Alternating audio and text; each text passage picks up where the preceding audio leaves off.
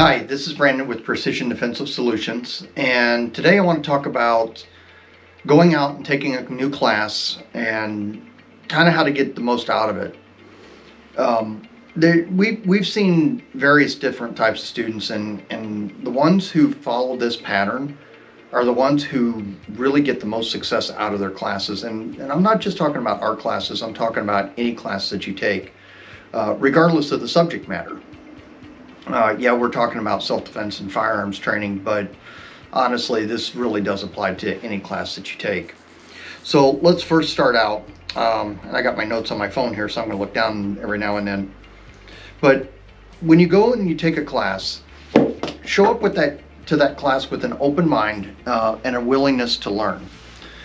If you don't, you're going to have a rough time. Honestly, you're going to get a minimal amount of effect out of that course, and that's really not the goal.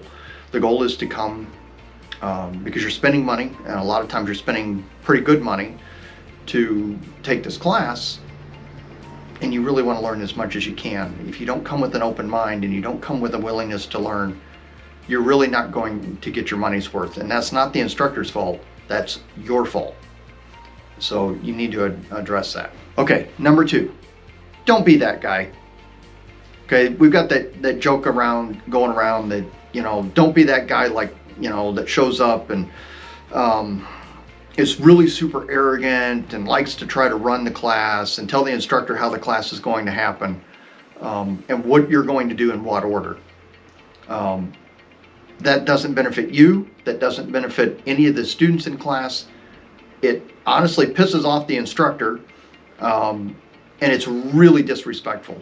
So don't be that guy, okay? Just recently, I have made the decision to keep one person out of our classes permanently because of this. And honestly, because he doesn't come with an open mind, he comes with dictating how the class is gonna go and in what order and how much he's gonna pay and things like that.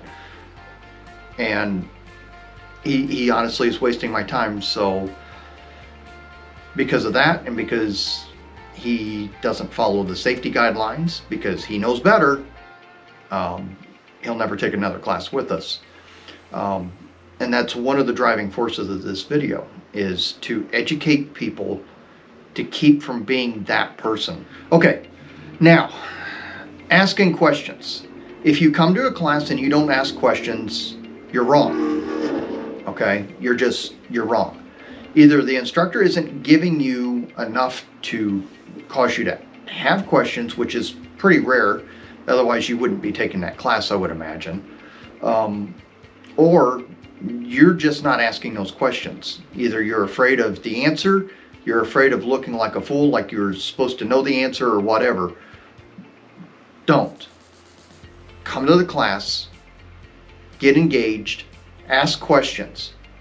Okay, if you don't, again, you're not going to get as much out of that class as maybe you should. I really highly encourage you to ask questions and get engaged in the course. Number 4, come prepared.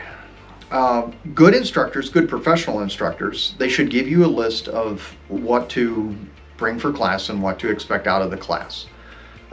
Whether that's what gear they're going to allow in class, what ammo the range that you're using is going to allow you to use, whatever.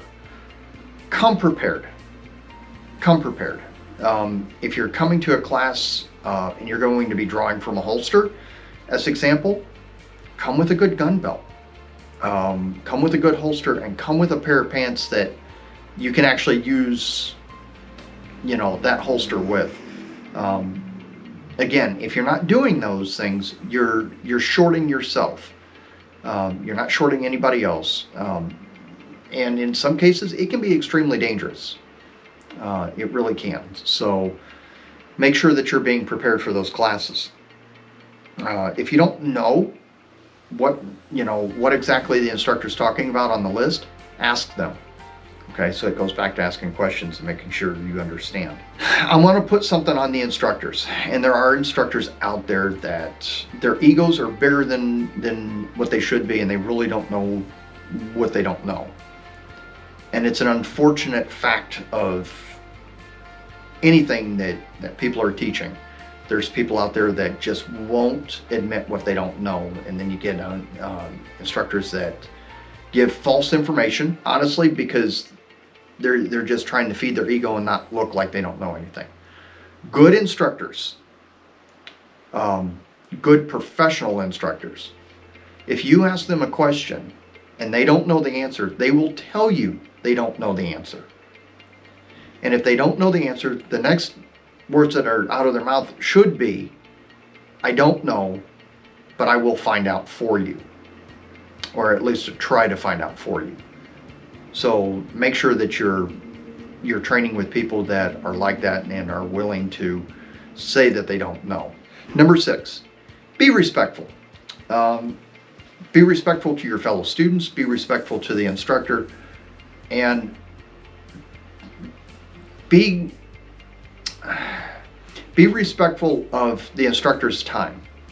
Okay? A lot of these firearms trainers that are friends of mine, they are super busy. They're working 60, 70, 80-hour weeks, which, I mean, that's great for them. It's great for business. However, they need downtime also. So if you're calling and texting them at 9:30, 10 o'clock at night, and it's really something that could wait until the next day, please do that. Or send it by email. And if they choose to respond to the email, that's fine. But contacting somebody at 9, 10, 11 o'clock at night, and it's not an emergency, that's really disrespectful, and I highly suggest that you don't do that. So if you have any questions about this, please let me know. I know this is probably going to upset some people, and honestly, it should. But it should also draw some thought to what you're doing and how you're learning things. With that said, take care, everybody. Be safe, and we'll talk to you soon.